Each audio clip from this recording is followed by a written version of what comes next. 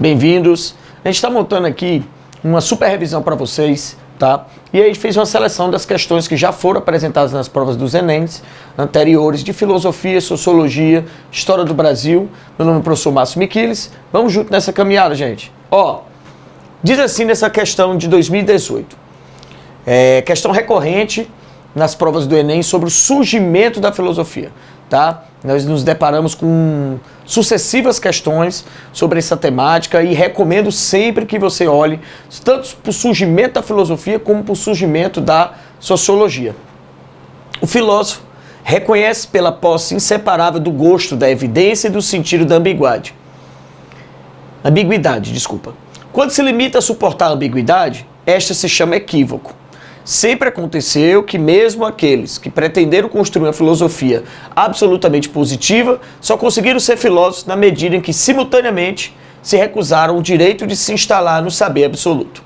O que caracteriza o filósofo é o movimento pelo qual incessantemente do saber o movimento que leva incessantemente do saber à ignorância, da ignorância ao saber, e um certo repouso nesse movimento. O elogio da filosofia. O texto apresenta um entendimento acerca dos elementos constitutivos da atividade do filósofo, que se caracteriza por... A questão traz um texto da análise de qual é o papel do filósofo, e o texto nos dá várias dicas que a gente vai usar para eliminar as questões. Lembre-se que a prova do Enem vem com distratores, então quando a gente usa o texto apresenta o entendimento, e a partir dele a gente pode levantar as questões, então a gente tem que se prender ao recorte do texto. Ele diz que o filósofo se reconhece pela posse inseparável do gosto de evidências e o sentido da ambiguidade. Que ele diz aqui, um movimento que leva do saber à ignorância, da ignorância ao saber.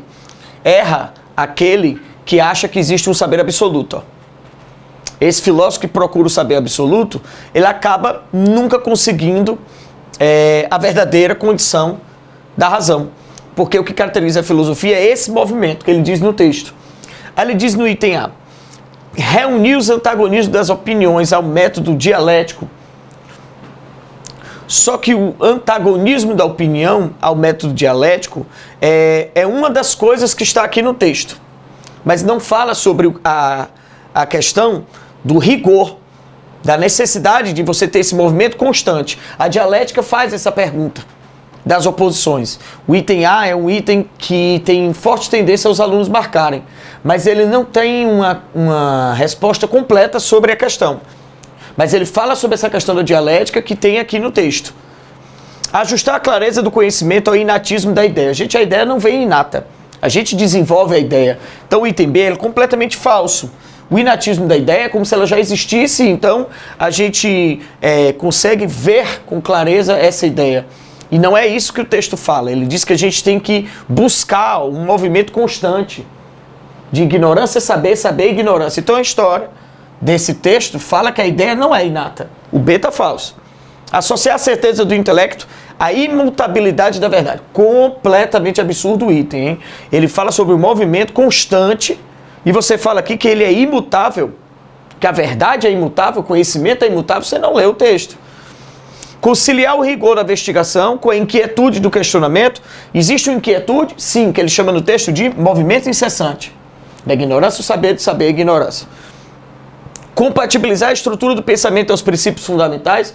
O princípio fundamental é o questionamento. Só que aqui não é só o questionamento, você tem que constantemente levar esse questionamento a uma dúvida, e a dúvida é o questionamento, e aí um leva o outro. Respostas mais interessantes, item A e item D.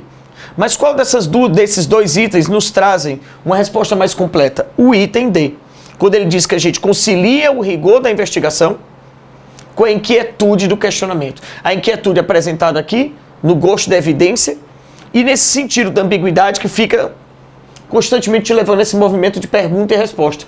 De pergunta e resposta. O que tiraria o item A é não falar sobre essa questão da gente querer investigar. Ele fala apenas sobre reunir as opiniões ao método dialético. Não é o item que está falso, é o item que está incompleto. Resposta mais coerente na nossa primeira questão de revisão. Item D. de dedicação. Beleza? Valeu, moçada!